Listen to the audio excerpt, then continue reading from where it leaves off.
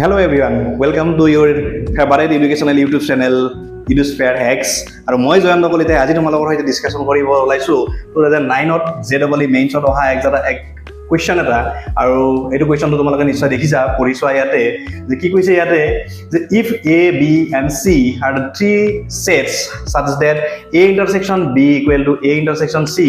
and A union B is equal to A union C, then which option is correct? ইয়াৰে কোনটো option আমাৰ true হ'ব হেতু দিছে বহুতে ইজি হয় কোৱেশ্চনটো তো সোয়া যে আমাক কি কৈছে যে A intersection B equal to A intersection কি দিয়া আছে C. Okay, আৰু এটা দিয়া আছে কি A union B is equal to A union কি হ'ব C. এই দুটা দিয়া আছে আমাক এতিয়া আমি এটো প্ৰুফ নকৰো বাৰু ইয়াতে মানে আমাৰ এটা ট্ৰিক্স মনত ৰাখিবা ইয়াটো কোৱেশ্চন কৰাৰ কাৰণে এটা সিম্পল এটা ট্ৰিক্স আছে আৰু সেই ট্ৰিক্সটো হৈছে কি যে আমাৰ হাতত কি আছে আমাৰ তিনিটা সেট আছে এটা আছে A এটা আছে B আৰু এটা আছে কি আছে C. ওকে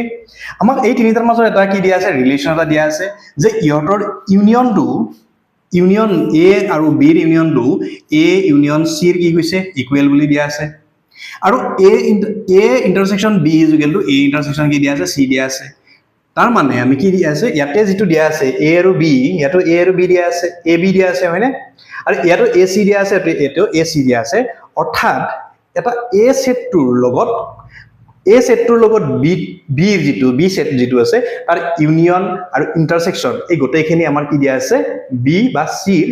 ইউনিয়ন আৰু ইন্টাৰসেকশন এখিনি সমান বুলি দিয়া আছে আমাৰ তাৰ মানে মই কি ক'ব গৈছো তোমালোকে নিশ্চয় বুজি পাইছা নে যে A ৰ লগত আমাৰ কি দিয়া আছে B ৰ এটা ৰিলেচন দিয়া আছে যেটো ইউনিয়ন B A আৰু B ইউনিয়ন আৰু A আৰু C ইউনিয়নটো কি দিয়া আছে ইকুৱেল দিয়া আছে সিমিলাৰলি আমাৰ A আৰু B ৰ ইন্টাৰসেকশনটো আৰু B A আৰু C ৰ ইন্টাৰসেকশনৰো কি দিয়া আছে ইকুৱেল দিয়া আছে আৰু এই ক্ষেত্ৰত কি হ'ব আমাৰ B টু C ৰ কি হৈ যায় ইকুৱেল হৈ যায় এনে ধৰণৰ কন্ডিশন কাৰণ A ৰ লগত আমাৰ যেটো ৰিলেটেড হৈ আছে তো আমাৰ B টু কি হ'ব C ৰ কি হ'ব আমাৰ ইকুৱেল হ'ব এই কন্ডিশনত যদি তোমাৰ মনত ৰাখিবা যে যদি A আৰু A B C তিনিটা সেট দিয়া আছে A লগত যদি আমাৰ B আৰু A লগত যদি C ৰ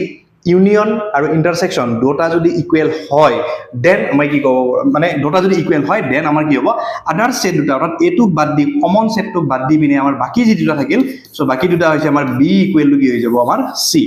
এটো আমি প্ৰুফ কৰিব পাৰো যদি তোমালোকক প্ৰুফ লাগে তেনে কমেন্ট কৰিবা মই তোমালোকক এটো B ইকুৱেল টু কেনেকে C হয় তো আমি প্ৰুফ কৰি দি দিম তোমালোকক নেক্সট এটা ভিডিওত ওকে তোমালোকে কমেন্ট কৰিবা যদি তোমালোকক জানিব মন আছে যে এক B ইকুৱেল টু C কেনেকে হয় তো আমি হেতু প্ৰুফ কৰি দি দিম আজি নকৰো নেক্সট ভিডিওত যদি তোমালোকে কমেন্ট কৰা জানিব ইচ্ছা আছে তেনে কমেন্ট কৰিবা মই নিশ্চয় তোমালোকক ভিডিও আকাৰত মই প্ৰুফ কৰি দি দিম ওকে থ্যাংক ইউ সো মাচ